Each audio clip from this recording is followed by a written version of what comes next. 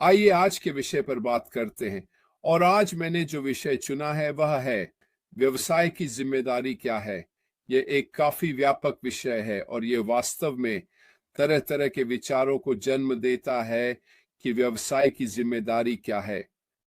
लेकिन मैंने इसे इसलिए देखा और चुना क्योंकि मुझे सचमुच लगता है कि हमारा व्यवसाय, विशेष रूप से व्यापार जगत में, अन्य व्यवसायों की तुलना में बहुत अलग और महत्वपूर्ण जिम्मेदारी रखता है। क्योंकि बहुत सारे व्यवसायों के लिए सफलता की परिभाषा लाभदायक और समृद्ध होना है, जबकि व्यवसाय के मूल्य और उसकी कमाई को बढ़ाना एक सफल व्यवसाय चलाने का एक महत्वपूर्ण हिस्सा है।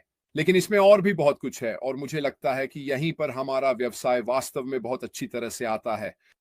वे कंपनियां जो दुनिया में अच्छा करना चाहती हैं, वे अपने समुदायों की मदद करने, अपने कर्मचारियों के साथ न्यायपूर्ण व्यवहार करने और पर्यावरण को बचाने जैसी चीजों को भी महत्व देती हैं।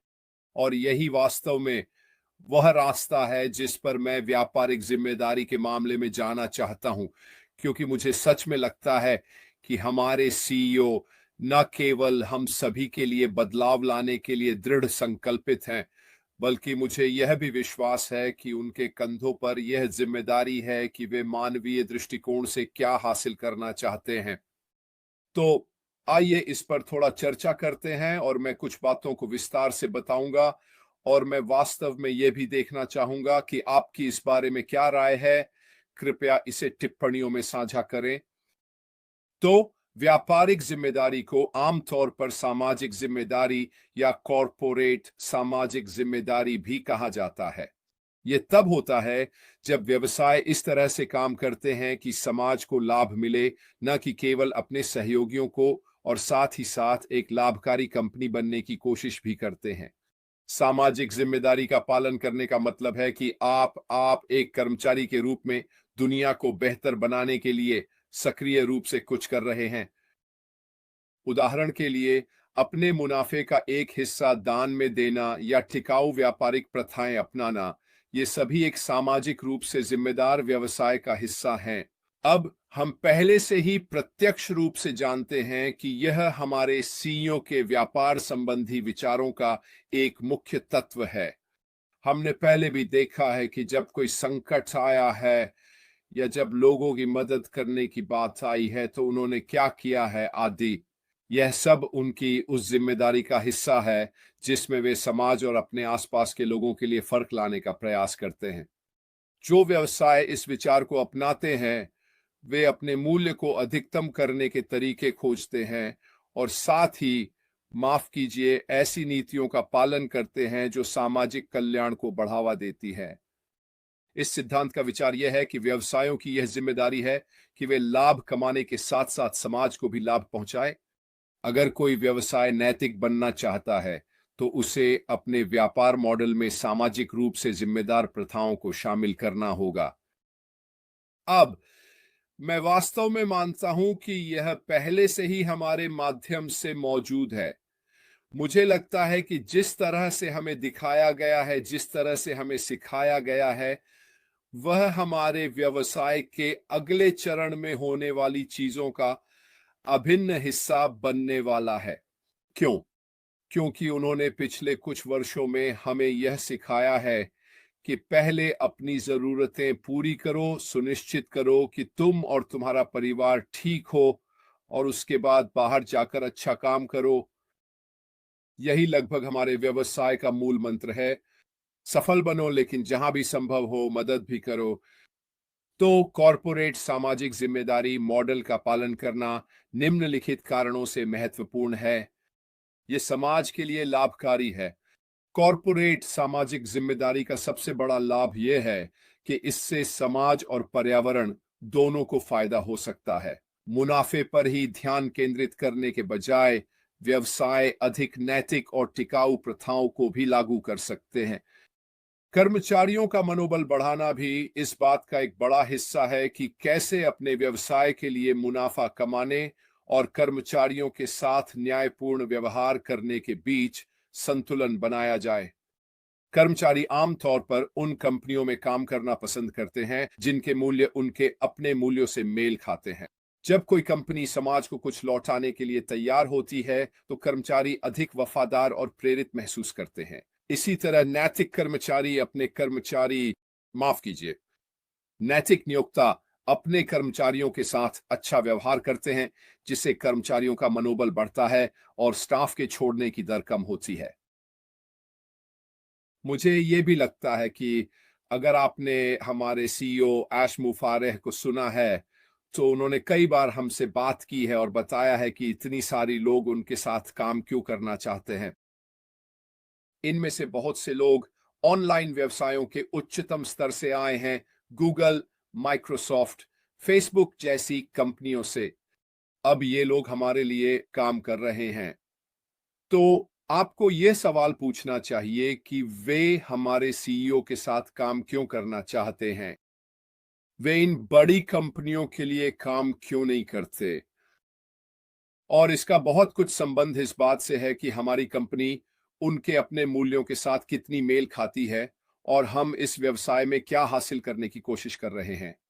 और अगर आपके और आपके नियोक्ता के बीच यह मेल है कि दोनों के पास व्यवसाय में समान नैतिक ज्ञान और जिम्मेदारी है, तो यह बहुत से लोगों के लिए आकर्षण का कारण बनता है, क्योंकि इन लोगों के लिए यह सिर्फ पैसे की बात नहीं है। उनके पास पैसे की कोई कमी नहीं है, उनके पास देने के लिए इससे कहीं ज्यादा है, और यही वजह है कि वे हमारे सीईओ के साथ आते हैं, क्योंकि वे भविष्य में चीजों को जिस तरह से हासिल करना चाहते हैं वह उन्हें प्रेरित करता है। साथ ही इसमें मुनाफा बढ़ाने की संभावना भी शामिल है, चाहे आप माने या न माने। अगर उपभोक्ताओं के पास दो समान कंपनियों में से चुनने का विकल्प हो, लेकिन उनमें से एक अधिक नैतिक हो, तो वे संभवतः नैतिक कंपनी का समर्थन करना पसंद करेंगे। अगर आप अपनी मूल्यों और प्रयासों को सबके सामने लाते हैं, तो आप अपने उदाहरण के कारण अधिक ग्राहकों को आकर्षित कर सकते हैं और अपने मुनाफे को बढ़ा सकते हैं, क्योंकि आप इस व्यापारिक समाज में जो हासिल करने की कोशिश कर रहे हैं वह लोगों को दिखता है।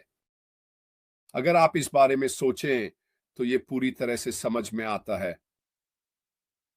हम में से कई लोग अब ये चुनते हैं कि थोड़ा ज्यादा पैसे दें अगर हमें पूरी तरह से पता हो कि इससे, मान लीजिए, कहीं के स्वतंत्र किसानों को मदद मिलेगी।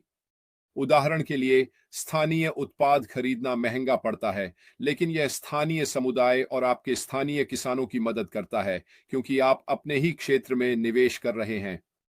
अब बहुत से लोग ऐसा अधिक से अधिक कर रहे हैं, क्योंकि उन्हें लगता है कि उनके द्वारा किए गए ये छोटे छोटे प्रयास उनके आसपास के लोगों के लिए बड़ा फर्क लाते हैं। तो व्यावसायिक जिम्मेदारियों के कौन कौन से प्रकार होते हैं?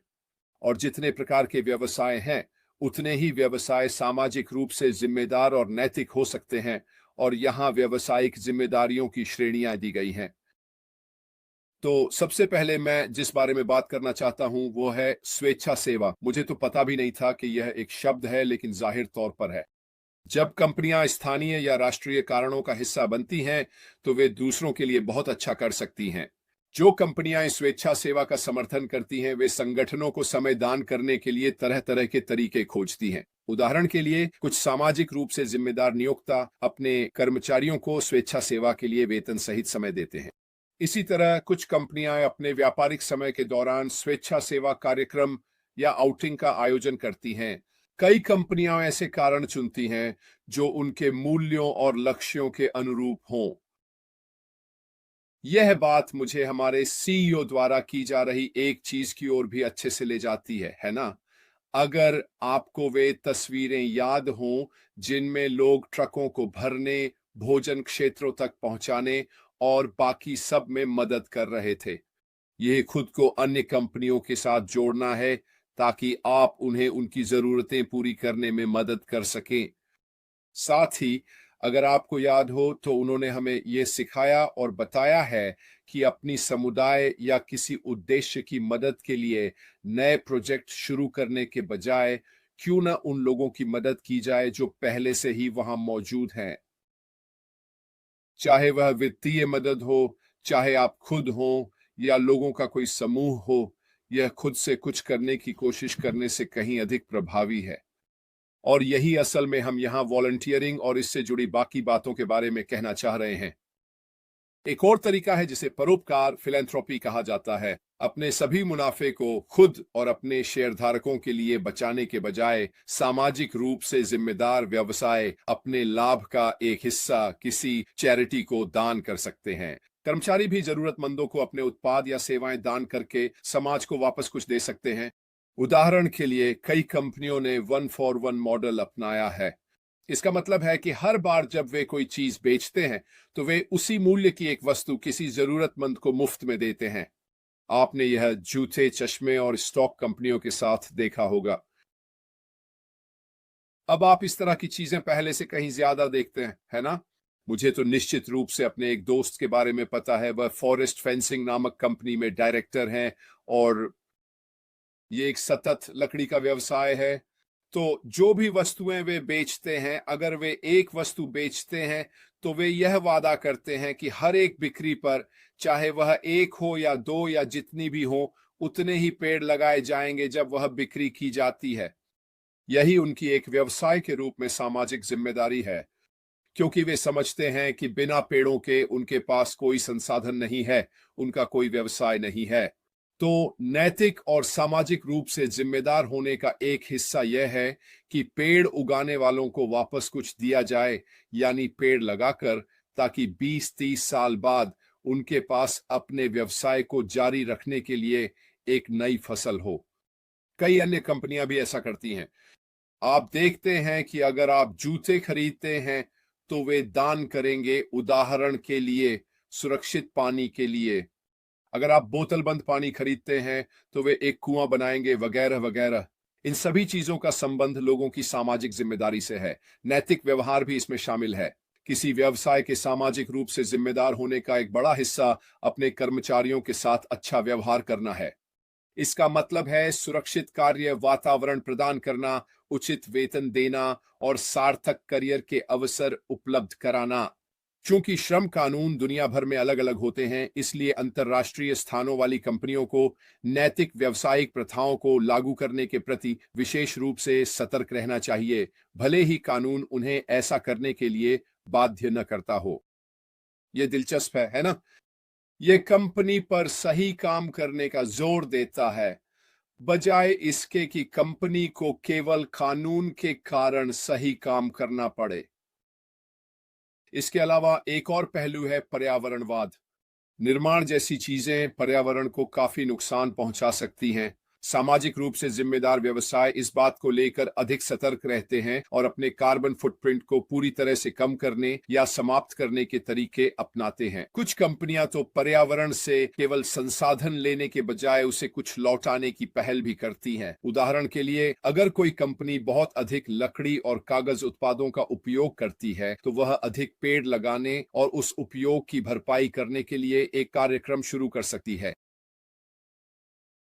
ये दिलचस्प है ना, कि हम पर्दे के पीछे लंबे समय से अपनी सामाजिक जिम्मेदारी के बारे में बात कर रहे हैं, लेकिन यह भी दिलचस्प है कि अब यह व्यवसाय का एक बड़ा हिस्सा बन गया है। आपकी सामाजिक जिम्मेदारी क्या है? मुझे निश्चित रूप से विश्वास है कि अगर हमारे अपने विचारों का मेल इस बात से है कि हमें सामाजिक रूप से जिम्मेदार बनने के लिए क्या करना चाहिए, और अगर हमारा व्यवसाय भी सामाजिक रूप से जिम्मेदार है, तो यह बहुत से ग्राहकों के लिए एक बड़ा आकर्षण होगा, क्योंकि वे भी उस सामाजिक और नैतिक जिम्मेदारी के साथ खुद को जोड़ना चाहते हैं। खैर दोस्तों, मुझे उम्मीद है कि आपको आज का सत्र पसंद आया होगा।